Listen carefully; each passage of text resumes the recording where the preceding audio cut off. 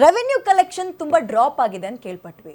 ಸಾಮಾನ್ಯ 1,20,000 ಕೋಟಿ ಏನೋ ಆಗಬೇಕಿತ್ತು, 90,000 ಕೋಟಿ ಗಿಳ್ದಿದೆ ಅಂತ. ಯಾಕೆ ಮೇಡಮ್? ಒಂದು ಅವೈಜ್ಞಾನಿಕ GST ತಾವು ಏಕಾಏಕಿ ಅದನ್ನು ಕಟ್ ಡೌನ್ ಮಾಡಿ ನಾವೇನೋ ಸಾಧನೆ ಮಾಡಿ ಕೆಳಗಿಳಿಸಿದ್ದೀವಿ ಅಂತೇಳಿ ರಾಜ್ಯಕ್ಕೆ ಅದ್ರದ್ದು ಹೊರೆ ಆಗಿರೋದು ನಿಜ. ನಿಮ್ಮ ಪ್ರಶ್ನೆನೂ ಸತ್ಯನೇ, ಅದನ್ನು ಮಾನ್ಯ ಮುಖ್ಯಮಂತ್ರಿಗಳೇ ಹೇಳಿದ್ದಾರೆ ಜನರ ಮುಂದೆ. ಮೇಡಮ್, ಈಗ ನನಗೆ ಕೆಲವೊಂದು ವಿಷಯಗಳನ್ನ ಎತ್ತಿದ್ದಾರೆ, ನಾ ಮಾತಾಡಲೇಬೇಕು. BJP ವಕ್ತಾರರು ಅಧಿಕಾರದ ಹಪತಪಿ ಅಂತ ಅಂದರು, ಆ ಪದ ಹೇಳಿದರು. ಮೇಡಮ್, ಇವತ್ತು ಗ್ಯಾರಂಟಿ ಅನ್ನೋದನ್ನ ಇವರು ಬೇರೆ ಬೇರೆ ರಾಜ್ಯಗಳಲ್ಲಿ ಕಾಪಿ ಮಾಡಿಲ್ಲ. ರೆವೆನ್ಯೂ ಕಲೆಕ್ಷನ್ ಡ್ರಾಪ್ ಆಗಿರೋದು ಬರೀ GST ಒಂದೇ ವಿಚಾರ. GST ವಿಚಾರಕ್ಕೆ ಸುಮಾರು ರಿಜಿಸ್ಟ್ರೇಷನ್ ಕಾಸ್ಟ್ ನ ನೀವು ಇದ್ದಕ್ಕಿದ್ದಂಗೆ ಏರಿಕೆ ಮಾಡಿದ್ದು, ಅಲ್ಲಿಗೂ ಲಿಕ್ಕರ್ ಕಾಸ್ಟ್ ನ ಏರಿಕೆ ಮಾಡಿದ್ದು. I will come madam. ನಾನೇ ಹೇಳಿದ್ನಲ್ಲ, ನಾವು ಸೆಸ್ಸು ಜಾಸ್ತಿ ಮಾಡಿ ನಾನೇ ಒಪ್ಕೊಂಡು ಹೇಳಿದ್ದಿಲ್ಲ, ಹೇಳ್ತೀನಿ. I will come there. ಅಧಿಕಾರದ ಹಪತಪಿ ಅಂದ್ರಲ್ಲ, ಇವತ್ತು ಗ್ಯಾರಂಟಿ ಯೋಜನೆ ವಿಶ್ವಸಂಸ್ಥೆ ಕೊಂಡಾಡ್ತಾ ಇರ್ತಕ್ಕಂಥದ್ದು, ಇವತ್ತು ಮೋದಿಯವರೇ ಗ್ಯಾರಂಟಿಯನ್ನ ಕಾಪಿ ಮಾಡಿ ಯಾವ ರೀತಿ ಅಧಿಕಾರದ ಹಪತಪಿ ಅಂದ್ರೆ ವಿಶ್ವಸಂಸ್ಥೆ ಕೊಂಡಾಡುತ್ತೆ. ಕೋರ್ಟ್ ಏನ್ ಹೇಳುತ್ತೆ ದರ್ಶನ್ ಅವರೇ? ಕೋರ್ಟು ಕರ್ನಾಟಕದ ಗ್ಯಾರಂಟಿ ವಿಚಾರ ಅಲ್ಲ, ತಮಿಳುನಾಡಿನ ಒಂದು ವಿದ್ಯುತ್ ವಿಚಾರದ ಗ್ಯಾರಂಟಿ. ಅಲ್ಲಲ್ಲ, ಅಲ್ಲೊಂದು ಕೇಸ್ ಹೋಗಿದ್ದು ತಮಿಳುನಾಡು ಇಂಪ್ಲಿಮೆಂಟ್ ಮಾಡ್ತಾರೆ. ಈಗ ಅವರು ಸಮೇತ ಯಾರು ಸೂರ್ಯಕಾಂತ್ ಅಂತ CJ ಯಾರಿದ್ದಾರೆ ಚೀಫ್ ಜಸ್ಟಿಸ್, ಅವರು ಕೂತವ್ರು ಹೇಳಿದಾಗ ನಾನು ಅವ್ರದ್ದು ಎಜುಕೇಶನ್ ಪ್ರತಿಯೊಂದು ನೋಡಿದಾಗ ಅವರು ಫ್ರೀ ಬೀಸಲ್ಲಿ ಎಜುಕೇಶನ್ ಮಾಡಿರೋದು ಕುರುಕ್ಷೇತ್ರ ಯೂನಿವರ್ಸಿಟಿ ಮತ್ತು ಇನ್ನೊಂದು ಮಹರ್ಷಿ ಯೂನಿವರ್ಸಿಟಿನಲ್ಲಿ. ಹೇಳೋದು ಸುಲಭ, ಆದರೆ ನೀಡಿ ಪೀಪಲ್ ಕೊಡೋದು ಇಂಪಾರ್ಟೆಂಟ್ ಮೇಡಮ್. ಅಧಿಕಾರದ ಹಪತಪಿ ಇವತ್ತು ಕೊಡ್ತಾ ಇದ್ದೀರಾ ಸರ್ ನೀವೀಗ? ಈಗ ಹೆಣ್ಮಕ್ಳಿಗೆ ಕೊಡುವಂಥದ್ದು ಅದು ನಮ್ಮ ಕರ್ತವ್ಯ. ಇವತ್ತು ಮೇಡಮ್, ನಾವು ಏನು ಗೃಹಲಕ್ಷ್ಮಿ ಹಣನ ಒಟ್ಟು ಫಲಾನುಭವಿಗಳು 1,64,00,000 ಮೇಡಮ್. ಗೃಹ ಜ್ಯೋತಿ ಇವತ್ತು ಗೃಹಲಕ್ಷ್ಮಿ 1,24,00,000 ಮೇಡಮ್. ಸಸ್ಟೈನಬಿಲಿಟಿ ಅನ್ನುವಂಥದ್ದು ಸರ್ಕಾರದ ಸ್ಕೀಮ್ಗಳಿಗೆ ತುಂಬಾ ಇಂಪಾರ್ಟೆಂಟ್. ಅದನ್ನ ಯಾವುದನ್ನು ಯೋಚನೆ ಮಾಡದೆ ಒಂದ್ಸಲ ಏನು ಗೆದ್ಬಿಟ್ರೆ ಸಾಕು ಅನ್ನೋ ಒಂದು ಹಪಾಹಪಿತನಕ್ಕೆ ಮುಂದಾದ್ರಿ ನೀವು. ಈಗ ನನಗೆ ಅದಕ್ಕೆ ಬಿಡಿ, ಇವರೇ ಆ ಪ್ರಶ್ನೆ ಕೇಳಿದಾರಲ್ಲ. ಇವತ್ತು ಬಿಹಾರದಲ್ಲಿ ಬಿಫೋರ್ ಎಲೆಕ್ಷನ್ 10,000 ಕೋಟಿ ಅಲ್ಲ 10,000 ರೂಪಾಯಿ ದುಡ್ಡು ಕೊಟ್ರಲ್ಲ ಮೇಡಮ್. ನಾವು ಆಗ್ಲೇ ಹೇಳಿದ್ದೀನಿ, ಹಲವು ಯೋಜನೆಗಳನ್ನ ಕೊಟ್ಟಿದ್ದೀವಿ ಹಿಂದೆನೂ ಅಂತ. ಈಗ ನೀವು ಕೆಲವೊಂದು ರೇಟ್ ಬಗ್ಗೆನೂ ಕೇಳಿದ್ದೀರಾ. ಅಧಿಕಾರದ ಹಪತಪಿಗೆ ಇವರು ಬಿಹಾರಕ್ಕೆ 12,000 ಕೋಟಿ, ಆಂಧ್ರಕ್ಕೆ 11,500 ಕೊಟ್ಟಿದ್ದು ಅಧಿಕಾರದ ಹಪತಪಿಗಲ್ಲ. ವಿಶೇಷ ಕೈಗಾರಿಕಾ ಕರ್ನಾಟಕದ ವಿದ್ಯಾರ್ಥಿಗಳ ಅಲ್ಲಲ್ಲ, ನಾವು ಬರೋಣ ಮೇಡಮ್. ನಾವು ಭಾರತದ ಒಳಗಡೆ ಒಂದು ಪ್ರಶ್ನೆ, ಮೈ ಹಂಬಲ್ ರಿಕ್ವೆಸ್ಟ್, ಒಂದು ಪ್ರಶ್ನೆಯಲ್ಲಿ 10 ಪ್ರಶ್ನೆ ಕೇಳಿದ್ರೆ ಎಲ್ಲದಕ್ಕೂ ನಾನು ಒಬ್ಬನೇ ಇರೋದು ಉತ್ತರ ಕೊಡೋದಕ್ಕೆ 1 ನಿಮಿಷ ಮೇಡಮ್. ನಾನು ಕೇಳಿದ ಪ್ರಶ್ನೆಗೆಲ್ಲ ಅವ್ರು ಕೊಟ್ಟಿಲ್ವಾ? ಇವರು ಪ್ರಶ್ನೆ ಕೇಳಿದ್ರು ಮೇಡಮ್. ಈಗ ಆರ್ಥಿಕ ವಿಚಾರ, ಒಂದ್ ಸೆಕೆಂಡ್, ನಾನು ಕೇಳಿದಿಲ್ಲ.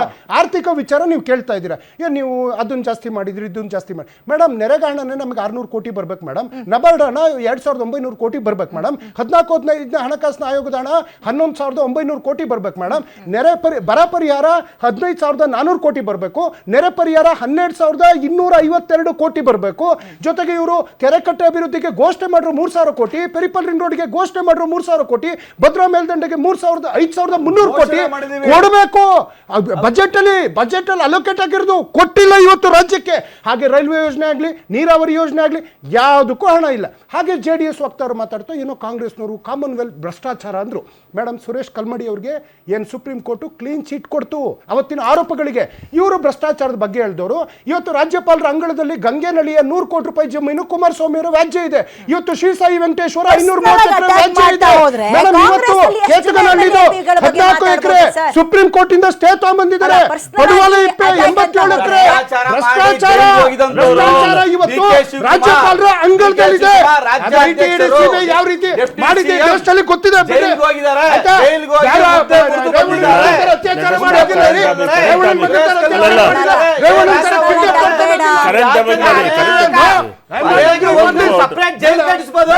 ಇನ್ನು ಬೇಗಲಿರೋರು ರಾಹುಲ್ ಗಾಂಧಿ, ಸೋನಿಯಾ ಗಾಂಧಿ, ಪ್ರಿಯಾಂಕಾ ಗಾಂಧಿ.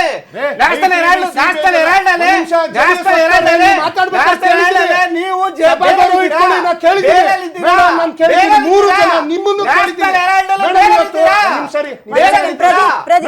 ಇವತ್ತು ಅಭಿವೃದ್ಧಿ ವಿಚಾರಕ್ಕೆ ಆರ್ಥಿಕ ತಜ್ಞರು ಮಾತಾಡಿದ್ರು, ಏನೇನಾಗಿದೆ. ಆಮೇಲೆ ಅವ್ರು ಯಾವ್ದು ಲೆಕ್ಕ ಸಮೇತ ಪಾಯಿಂಟ್ ಕೊಡ್ತಾ ಇದ್ರು ಮೇಡಮ್. ರೈತರಿಗೆ ಬೆಂಬಲ ಬೆಲೆಯನ್ನ ಕೊಟ್ಟಿದ್ದು ನಾವು. ಇವತ್ತು 12,962 ಜನ ಪೌರ ಕಾರ್ಮಿಕರನ್ನ ಕಾಯಂ ಮಾಡಿರುವಂತದ್ದು ನಾವು. ಮೊನ್ನೆ ಅಷ್ಟೇ 1,000 ಜನ ವೈದ್ಯರನ್ನ ನೇಮಕಾತಿ ಮಾಡಿದ್ದು ನಾವು. KSRTCಗೆ 5,800 ಹೊಸ ಬಸ್ಗಳನ್ನ ಖರೀದಿ ಮಾಡಿದ್ದು ನಾವು. ತುಮಕೂರಿನಲ್ಲಿ ವಿಶ್ವವಿದ್ಯಾಲಯನ ಉದ್ಘಾಟನೆ ಮಾಡಿದ್ದು ನಾವು. ಎತ್ತಿನೊಳೆ ನೀರಾವರಿ ಯೋಜನೆ ಇವತ್ತು ಹಾಸನ ತನಕ ಹರಿಸುವಂತ ಕೆಲಸ ಮಾಡಿದ್ದೀವಿ. ಐದನೇ ಹಂತದ್ದು ಇಷ್ಟೆಲ್ಲ 5,500 ಕೋಟಿನಲ್ಲಿ ಇಷ್ಟೆಲ್ಲ ಮಾಡಿದ್ರು. 50 ಲಕ್ಷ ಜನರಿಗೆ ಕುಡಿಯುವ ನೀರನ್ನು ಕೊಡುವಂತ ಕೆಲಸ ನಾವು ಮಾಡಿದ್ದೀವಿ. ಇಷ್ಟೆಲ್ಲ ಮಾಡಿದ್ರು ರೈತರು ಯಾಕೆ ಹೋರಾಟ ಮಾಡಿದ್ರು? ಇಷ್ಟೆಲ್ಲ ಮಾಡಿದ್ರು ವಿದ್ಯಾರ್ಥಿಗಳು ಬೀದಿಗಿಳಿದು ಯಾಕೆ ಪ್ರೊಟೆಸ್ಟ್ ಮಾಡಿದ್ರು? ಇಷ್ಟೆಲ್ಲ ಮಾಡಿದ್ರು ಆಸ್ಪತ್ರೆಗಳಲ್ಲಿ ಡಾಕ್ಟರ್ ಇಲ್ಲ ಅಂತ ಯಾಕೆ ಒಂದೊಂದು ಊರಿನಲ್ಲೂ ಕೂಡ ಗೋಳಾಡ್ತಾ ಇದ್ದಾರೆ? 12,000 ಸ್ಕೂಲ್ಗಳು ಮುಚ್ತಾರೆ, 12,000 ಸರ್ಕಾರಿ ಪ್ರಕರಣದಲ್ಲಿ ಸ್ಕೂಲ್ಗಳು, ಗವರ್ನಮೆಂಟ್ ಸ್ಕೂಲ್ಗಳು ಮುಚ್ತಾರೆ. ನಾವು 74,000 ಟೀಚರ್ಸ್ ಅಪಾಯಿಂಟ್ಮೆಂಟ್ ಆಗಿದ್ದಾರೆ. ಎಲೆಕ್ಷನ್ ಕಮಿಷನ್ ಶಿಕ್ಷಣ ಇಲಾಖೆಯಲ್ಲಿ 74,000 ಶಾಲೆಗಳು ಮುಚ್ತಾರೆ, ಸರ್ಕಾರಿ ಶಾಲೆಗಳು. ಉತ್ತರ ಕೊಡ್ಲಿ, ನಿಮ್ಮ ಹತ್ರ ಬರ್ತೀನಿ ಪ್ರದೀಪ್. ನೇಮಕಾತಿ 5 ವರ್ಷದಲ್ಲಿ ಅಬಕಾರಿ ಇಲಾಖೆಯಲ್ಲಿ ನಾಗೇಂದ್ರ ಜೈಲ್ ಮುದ್ದೆ ಮುಗಿದು ಬಂದವ್ರೆ. ನಾನು ಇವ್ರು ನಮಗೆ ಹೇಳ್ತಾರೆ. ಇಲ್ಲಿ ನಾವು ಚರ್ಚೆಗೆ ಬಂದಿದ್ದೀವಿ ಮೇಡಮ್. ಇವತ್ತು 5 ವರ್ಷ ನೇಮಕಾತಿಗಳನ್ನು ನಡೆದನೆ ಆತನ ಏಜು 30 ಇದ್ದಿದ್ದು 35 ಆಗೋಯ್ತು. ಅಂದ್ರೆ ಲಕ್ಷಾಂತರ ಜನ ವಯಸ್ಸಿನ ಕಾರಣಕ್ಕೋಸ್ಕರ ಅವರು ಜಾಬ್ನ ಕಳ್ಕೊಳ್ಳುವಂತ ಪರಿಸ್ಥಿತಿ ಬಂದಿತ್ತು.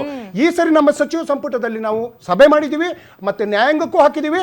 ಎಲ್ಲರಿಗೂ ನೇಮಕಾತಿ ಮಾಡುವಂತ ಕೆಲಸವನ್ನ 100ಕ್ಕೆ 100 ಮಾಡ್ತೀವಿ. ಹೆಚ್ಚಳ ಅವ್ರು ಕೇಳ್ದಂಗೆ 5 ವರ್ಷ 7 ವರ್ಷ ಆಗುತ್ತೆ ಆಗುತ್ತೆ.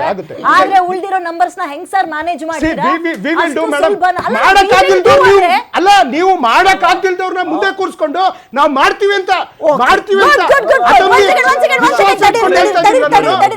ಅವ್ರು ಮಾಡಕ್ಕಾಗಿಲ್ಲ ಅಂತ ನೀವು ಮಾಡ್ತೀರಿ. ಅವ್ರು ಮಾಡಕ್ಕಾಗಿಲ್ಲ ಅನ್ಕೊಂಡೆ ನೀವು ಅಧಿಕಾರಕ್ಕೆ ಬಂದಿದ್ದು. ನಿಮ್ ಕೈಲೂ ಆಗ್ಲಿಲ್ಲ ಅಂತಲೇ ಪ್ರೊಟೆಸ್ಟ್ ಮಾಡ್ತಾ ಇರೋದು ಬಿಜೆಪಿ ಕಾಲದಲ್ಲ. ಮೊನ್ನೆ ಅಷ್ಟೇ ಮಾನ್ಯ ಮುಖ್ಯಮಂತ್ರಿಗಳು ಅವರ ಟ್ವೀಟ್ ಅಲ್ಲೂ ಸಮೇತ ಬರೆದು ಏನೇನ್ ವಿಚಾರ ನ್ಯಾಯಾಂಗದ ಏನು ಇದೆ ಅಲ್ಲಿ ನ್ಯಾಯಾಂಗದಲ್ಲಿ ಏನೇನಿದೆ ಪ್ರತಿಯೊಂದನ್ನು ಮುಖ್ಯಮಂತ್ರಿಗಳು ಹೇಳಿದ್ದಾರೆ.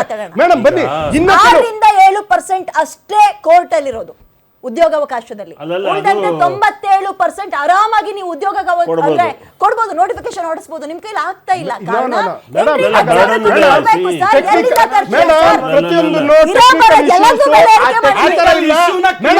ಇವತ್ತು 13,000 ನಾವು ಶಿಕ್ಷಕರು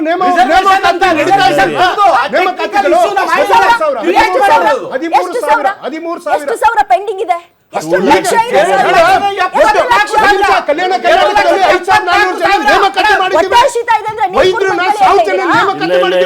RDPR 10,000 ಜನ ನೇಮಕಾತಿ ಮಾಡಿದ್ದೀವಿ.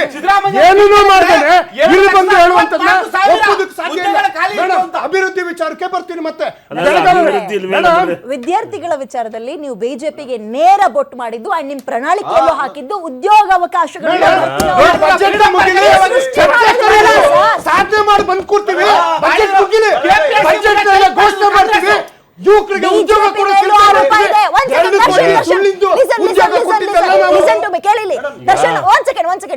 ಬಿಜೆಪಿ ಅವ್ರ ತರ ನೀವು ಉದ್ಯೋಗಗಳನ್ನ ಸೃಷ್ಟಿ ಮಾಡ್ತೀವಿ ಅಂತ ಹೇಳಿ ಕೊನೆಗೆ ಪಕೋಡ ಮರಿ ಅಂತ ಹೇಳಿಲ್ಲ, ಒಪ್ಕೊಳ್ತೀವಿ. ಆದ್ರೆ ನೀವು ಉದ್ಯೋಗ ಸೃಷ್ಟಿ ಮಾಡಕ್ ಆಗ್ಲಿಲ್ಲ ಇರೋದನ್ನ ಭರ್ತಿ ಮಾಡಿ ಸರ್.